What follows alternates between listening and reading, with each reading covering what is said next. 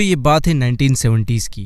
एक लड़की जिसका नाम वेंडी खून से लथपथ एक फार्म से भागती हुई खेतों से गुजरती हुई रोड पर आ पहुंचती है और एक शख्स की कार से टकरा जाती है। कार के अंदर से हस्बैंड और वाइफ निकलते हैं। वेंडी को लथपथ हालत में देखते हुए वो वेंडी को हॉस्पिटल पहुंचाते हैं और वहां पर उसकी खैर खबर पूछते हैं। अब वेंडी यहाँ पर पुलिस को बताती है कि वो जिस फार्म से भाग कर आ रही है वो फार्म इस ऐसे शख्स का है जो उसकी जान लेना चाहता था और उसने सिर्फ उसकी नहीं बल्कि कई और लोगों की भी जान ली है। वो बात कर रही थी रॉबर्ट विलियम पिक्टन की, जो कि आज की हमारी कहानी का प्रोटैगनिस्ट होने वाला है। लेकिन ये जो वेंडी थी ये खुद एक ड्रग एडिक्ट थी, उसके ऊपर ये एक प्रोस्टिट्यूट थी, एक वेश्या थी। तो यहाँ पर इसका केस कुछ कमज़ोर पड़ जाता है। तो पुलिस ज़्यादा ध्यान नहीं देती रॉबर्ट विलियम पिक्टन पर और पुलिस को कोई आइडिया नहीं था कि वो किस शख्स को छोड़ रही है और ये शख्स उनकी क्या हालत करने वाला है और इस शख्स की वजह से कनाडा के इस वैंकूवर नाम की जगह पर क्या आफत आने वाली है। तो कहानी शुरू होती है 24 अक्टूबर 1949 ब्रिटिश कोलंबिया में जन्म होता है रॉबर्ट विलियम पिक्टन का। रॉबर्ट विलियम पिक्टन के बारे में अगर बेसिक इनका देखा जाए तो ब्रिटिश कोलंबिया में इनकी पैदाइश होती है।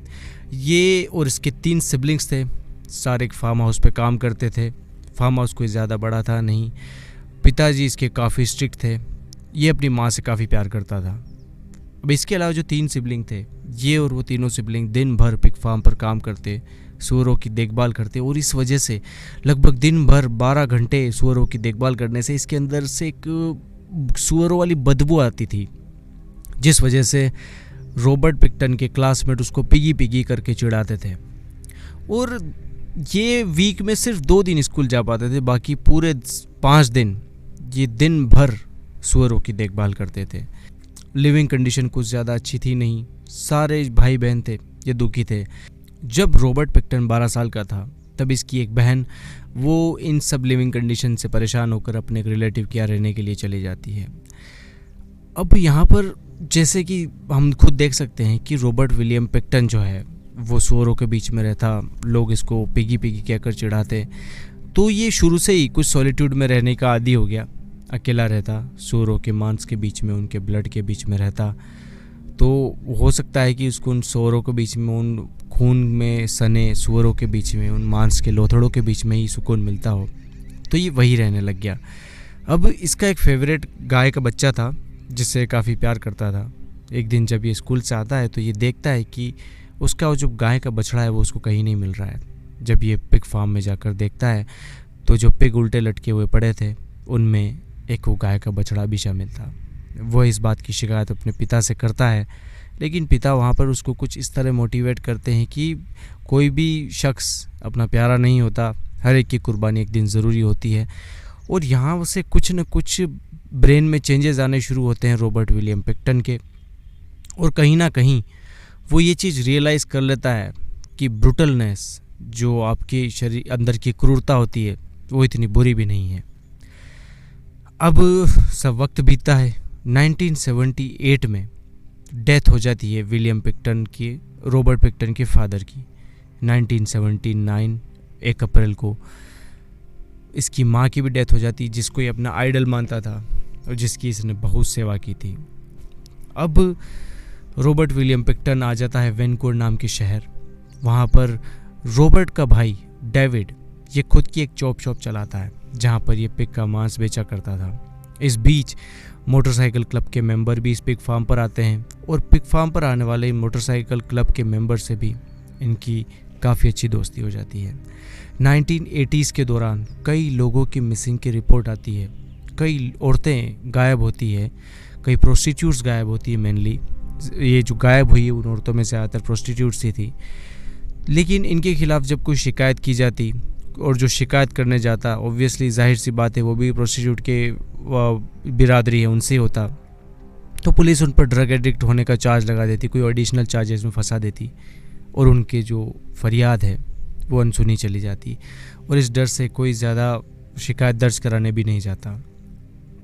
तो अब जो ये औरतें मिसिंग हो रही थी, ये सारी ड्रग एडिक्ट थी, प्रोस्टिट्यूट थी और इनमें से कोई नहीं मिला, लेकिन किसी ने इस चीज़ को सीरियसली नहीं लिया। सन 1999 की बात है।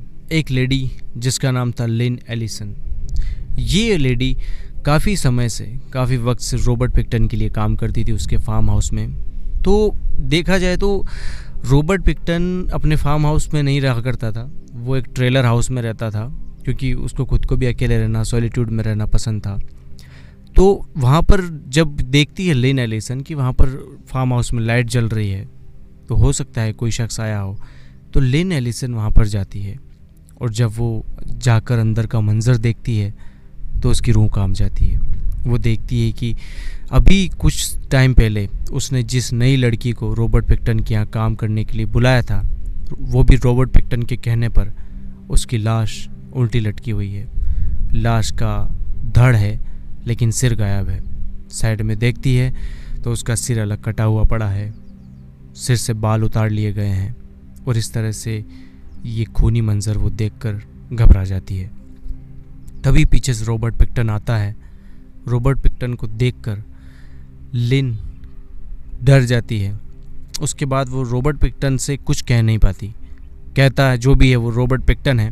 रॉबर्ट पिक्टन उससे ज़ोर से चिल्ला कर कहता है कि तुमने जो सब देखा उसके बारे में तुमको किसी को बताना नहीं है, तुम्हारे यहाँ से बाहर जाने के पैसे तक कैब के मैं दूंगा। और वो जहाँ तक, और यहाँ पर लिन को लग रहा था कि उसको ज़िंदा नहीं बख्शा जाएगा, उसका भी हाल वही होगा जो इस लड़की का हुआ है। लेकिन लिन को छोड़ दिया जाता है। और इवन हो सकता है कि कहीं ना कहीं अपने दिल में, रॉबर्ट पिक्टन के दिल में लिन एलिसन के लिए जगह हो, इस वजह से वो लिन को छोड़ देता है। लेकिन इस हिदायत के साथ छोड़ता है कि अगर उसने पुलिस में रिपोर्ट दर्ज करवाई या उसके खिलाफ कोई भी कंप्लेंट की तो अंजाम बुरा होगा। अब लिन जो थी वो ये सब देख के, रॉबर्ट विलियम पिक्टन की जो ये हालत है जो वो करता है औरतों के साथ, ये देखकर वो डर गई और वो कभी भी पुलिस के पास नहीं गई।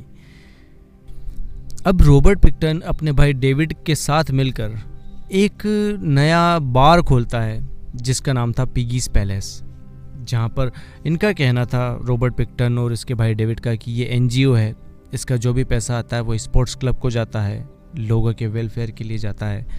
लेकिन ये जो पार्टीज़ होती थी इसमें ड्रग यूज़ होता था, सेक्सुअल रैकेट चलते थे और पॉलिटिकल पार्टीज़ के लोग आते थे, स्पोर्ट्स के लोग आते थे। तो कुल मिला के एक तरह से अय्याशी का अड्डा था। लेकिन इसके पीछे क्या होता था? इसके पीछे ये होता था कि रॉबर्ट पिक्टन जिन औरतों को मारता था, जिनका कत्ल करता था, वो उन औरतों के हाथ पांव के कटे हुए मांस के टुकड़े पिग फार्म में फेंक देता था। सूअर उसको खाते और वही सूअर, पूरा का पूरा सूअर रॉबर्ट पिक्टन अपनी पार्टी में लाता और उस पूरे सूअर को पकाकर अपने जो गेस्ट होते थे, अपने मेहमान होते थे, उनको परोसता। यहाँ पर एक लड़की जिसका नाम था मार्नी ली फ्रे, उसका भी केस आता है। कहा जाता है कि इसकी एक विक्टिम जिसका नाम मार्नी ली फ्रे था, जो कि खुद एक प्रोस्टिट्यूट थी, एक ड्रग एडिक्ट थी और जो कि रॉबर्ट विलियम पिक्टन का एक शिकार थी, उसके मांस के टुकड़े को रॉबर्ट विलियम पिक्टन ने उसके कजिन्स को ही खिला दिया। लेकिन ये आखिर कब तक चलता? रॉबर्ट विलियम पिक्टन की एक बाइकर फ्रेंड थी जिसका नाम था लीसा। वो देखती है कि ये जो बार है इसमें कुछ इलीगल, इसमें कुछ लेडीज़ आइटम, औरतों के ऐसे कपड़े हैं जो खून से सने हुए हैं। तो लीज़ा पुलिस को इन्फॉर्म करती है, लेकिन पुलिस के कान पर जूं तक नहीं रेंगती और इसी तरह से चलता रहता है। कई औरतों के गायब होने का सिलसिला बदस्तूर जारी रहता है। लेकिन अब पाप का घड़ा शायद भरने वाला था। फरवरी 2002 में एक पुलिस ऑफिसर खुद संज्ञान लेते हुए वो जाता है फार्म हाउस पर रॉबर्ट विलियम पिक्टन के, और वहाँ पर कुछ इलीगल गन्स वो बरामद करता है। और ये रेड पड़ी थी 5 फरवरी 2002 को। कुछ गन्स मिलती है और एक प्रोस्टिट्यूट का अस्थमा इनहेलर मिलता है वहाँ से, जो कि कुछ टाइम पहले ही गायब हुई थी। जब अंदर देखा जाता है तो वहाँ पर ब्लडेड मैट्रेस मिलते हैं, जो खून में सने हुए बिस्तर हैं वो मिलते हैं।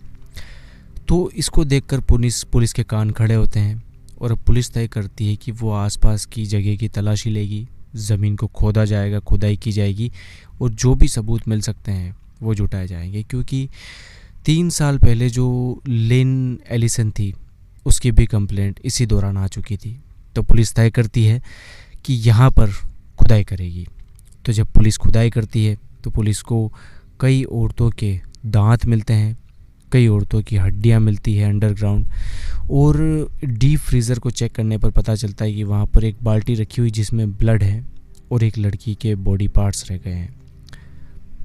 कुछ और जगह छानबीन करने पर पता चलता है कि स्कल्स हैं, खोपड़ी है जिनमें मांस ठुसा हुआ है और जिनको भी गाड़ा जाना बाकी था। और कई तरह के बॉडी पार्ट्स जैसे हाथ हो गए, पाँव हो गए, उनके टुकड़े हैं वो पिग फार्म में पड़े हैं सूअरों को खाने के लिए, जिनको सूअर खाएंगे और उन्हीं सूअर का मांस वो पार्टी में परोसा जाएगा। एक लोडेड 22 रिवॉल्वर मिलती है जिसके ऊपर एक बड़ा सेक्स टॉय लगा था जिसके मुंह पर, और यहाँ पर डीएनए मौजूद थे खुद रॉबर्ट विलियम पिक्टन के और उसके विक्टिम के। गार्बेज कैन मिलता है जिसमें बुलेट्स थी, 2 हैंडकफ्स थे, एक सीरीज थी जिसमें पॉइजन भरा हुआ था। अब ये जो खुदाई है ये लगभग 2 साल तक चलती रहती है। यहाँ से कई लड़कियों के टुकड़े मिलते हैं, लड़कियों के जिस्म के टुकड़े मिलते हैं, उनकी हड्डियाँ मिलती है। और जब विलियम रॉबर्ट पिक्टन से पूछा जाता है तो वो कहता है कि वो लड़कियों का मीट काटता, उसको ग्राइंड कर देता और इसको पोर्क के साथ वो बेचता तक था। लोगों को इसका आइडिया तक नहीं था कि उनको पोर्क के रूप में इंसानी मांस परोसा जा रहा है। और ये जो सूअर उन औरतों का मांस खाते थे, इन्हीं सूअरों को पार्टी में भी परोसा जाता था। अब रॉबर्ट पिक्टन के ऊपर जब केस चलाया जाता है, इसकी केस की सुनवाई चल रही होती है, तब रॉबर्ट पिक्टन के साथ एक अंडरकवर पुलिस एजेंट को भी इसके साथ जेल में एज ए मुजरिम बंद कर दिया जाता है और ऊपर एक कैमरा लगा दिया जाता है। इसकी फुटेज आपको शायद नेट पर मिल जानी चाहिए। जब ये अंडरकवर एजेंट रॉबर्ट विलियम पिक्टन से पूछता है कि उन्होंने कितनी औरतों का कत्ल किया है, तो रॉबर्ट पिक्टन यहाँ पर कहता है कि उसने एटलीस्ट 49 औरतों को मारा है, और इसी तरह मारा है, उल्टा लटका कर, सिर काट कर, उनके बाल मूंड कर, और इस तरह से उसने बिहेड करके कई औरतों को मारा है। और उसके पीछे उसने कोई रीज़न भी नहीं बताया है कि उसने ऐसा क्यों किया। तो सारे सबूत, सारे गवाह, सारे इंसिडेंट्स को मद्देनज़र रखते हुए रॉबर्ट पिक्टन पर 26 लड़कियों के कत्ल का मामला चलता है। लेकिन हैरत अंगेज तौर पर रॉबर्ट पिक्टन को सिर्फ 6 कत्ल का आरोपी माना जाता है, और वो भी 2nd degree murder, not even 3rd degree.